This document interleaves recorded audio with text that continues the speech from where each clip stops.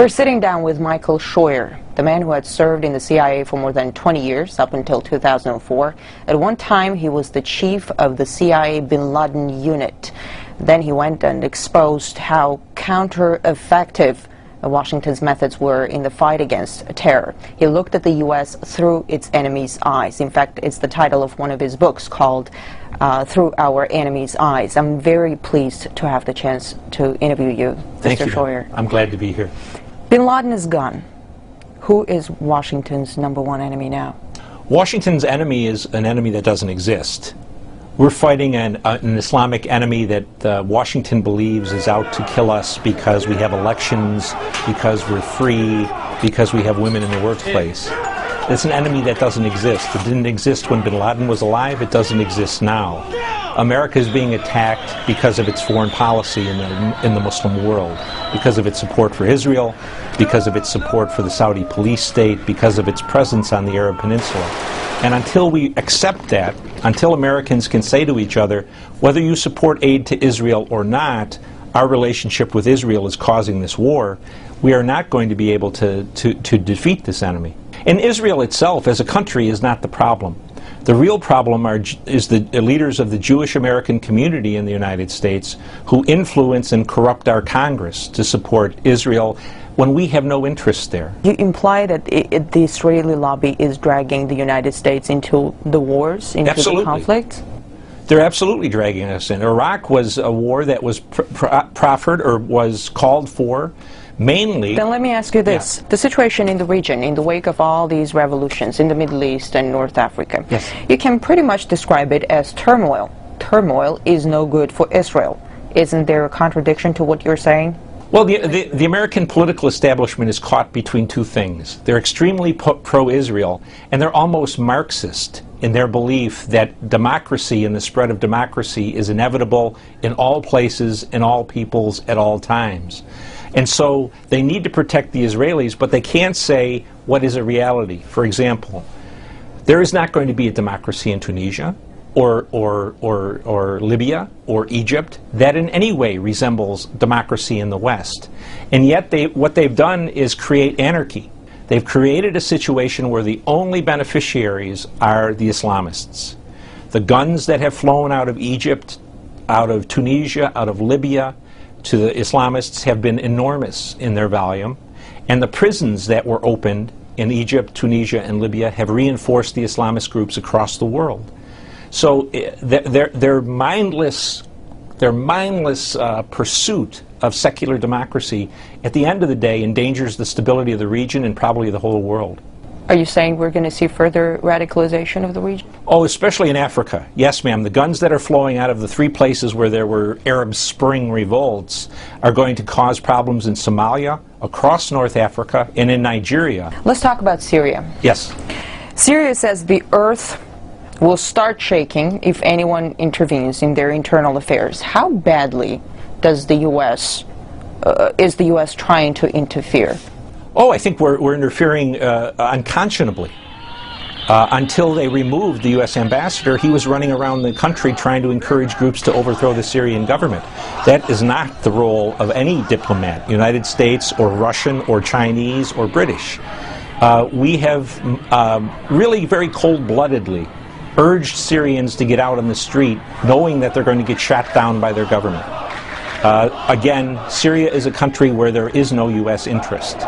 Since I was a little boy, we've been afraid of the Syrians, and if you look at the map, it's hard to imagine that little blot of country called Syria could be a threat to the United States. The CIA has reportedly worked with the Syrian opposition for years. Well, I'm not sure we worked with the Syrian opposition. We've certainly worked with the Syrian WikiLeaks government. Cables, well, I haven't. Yeah. Well, then, if it's there, it's there. But our relationship with the Syrians is really a relatively unimportant one. But again, it's another very good example of the dichotomy in the thinking of American leaders. Because as we call for democracy in Syria, if Assad goes, Israel's security goes straight down. If the region becomes a complete mess, doesn't Washington see any dangers to Israel? I mean, with Iran involved, it won't be pretty. I think that's exactly right, ma'am. I don't know what the thinking is, except that they have come down on the belief that democracy is better for everybody. And the truth is, American and Western foreign policy interests in the Middle East have depended for 50 years on the maintenance of tyranny. Tyranny that gave us access to oil, tyranny that protected Israel, and in the last 20 years, tyrannies that persecuted Islamists to protect us. All of that is going by the wayside. And to the Israelis' credit, the Israelis are the only ones who have stood up and said, democracy may not be very good for our security, and they couldn't be more correct. About Iran, what's Washington's plan for Iran? Whatever Israel's plan is for Iran. Both parties, Republicans and Democrats, are deathly afraid that the Israelis will attack them off their own hook.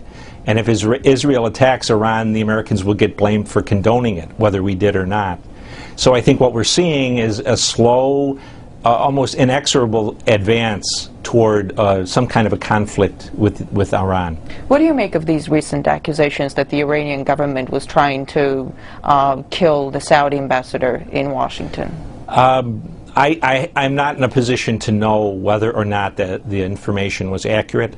But when I was a young intelligence officer, I worked against Iran and Lebanese Hezbollah. And I can tell you, in the 90s, they were meticulous in covering their tracks and only using as agents of terrorism their own people.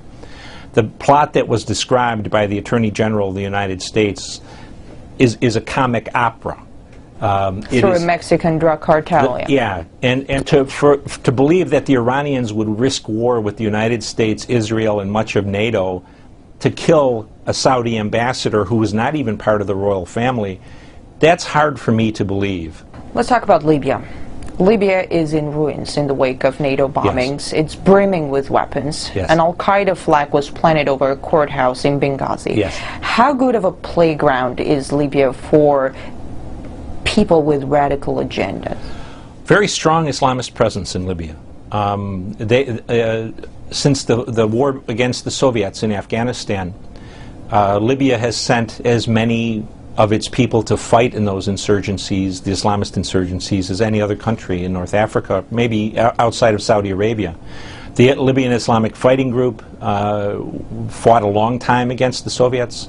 They fought against Gaddafi. A great number of Libyans went to Iraq and to Afghanistan to fight us.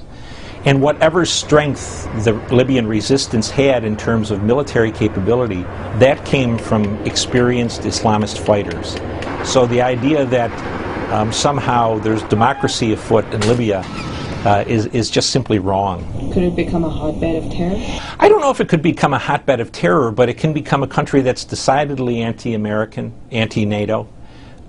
It can be probably less a hotbed of terror than a country that is vastly unstable. It seems the U.S. is almost creating grounds for terrorists to surge and then goes out fighting them. We see it in Pakistan. They got the whole nation alienated because of the strikes. A lot of people want revenge.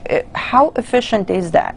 We are very efficient in this day and age, in the last 20 years, in creating enemies. We're not very efficient in creating security for the United States. We have the best educated population in the world, and we have the people with the littlest amount of common sense. How many times have we heard Mr. Clinton, Mr. Bush, Mr. Obama say, this has nothing to do with religion, this is not a religious war, this is a bunch of people who are just madmen. We are definitely fighting a religious war. And until we come to realize that, we are never going to be able to defeat it. In fact, we're encouraging the growth of a new generation of people who are going to fight us. The U.S. is pulling its troops out of Iraq, but at the same time, it's boosting its military presence in the Persian Gulf. More ground troops are planned to be deployed. New drone bases are being built. What do you make of such expansion? It just demonstrates again the ignorance of the United States government in terms of its political leadership about what our problem is in the Muslim world. The key point of formation for al-Qaeda was the presence of U.S. military forces on the Arabian Peninsula. 15 years after they declared war on us, we're now going to take people out of Iraq and put them in Kuwait and Bahrain and Saudi Arabia, reinforcing our presence on the Arab Peninsula. Only going to cause us more foes and more enemies in the Islamic world. It's a contradiction. It's a lack of common sense. Let me ask you this: if the U.S. pulls out of everywhere, yes, Is it going to be the end of terrorism? It certainly would deny the terrorists the glue of unity that keeps them focused on the United States. If we weren't the main enemy, they would be attacking Israel, they would be attacking the Saudis, they would be attacking the Moroccans. The war would be And would you say let them attack go. The Israelis and the Saudis? Let them go. Sometimes they say the Chinese will come in. I said, let the Chinese deal with these people for the next 50 years. We've had enough of it. But I think the point is the Americans can't get out. We're dependent on the Saudis to maintain our interests in the world oil market, and the Saudis buy, next to the Chinese, more of our debt than anyone else. So as long as we're side by side with the Saudis and with the Israelis, we're stuck in the Middle East, and America will continue to bleed.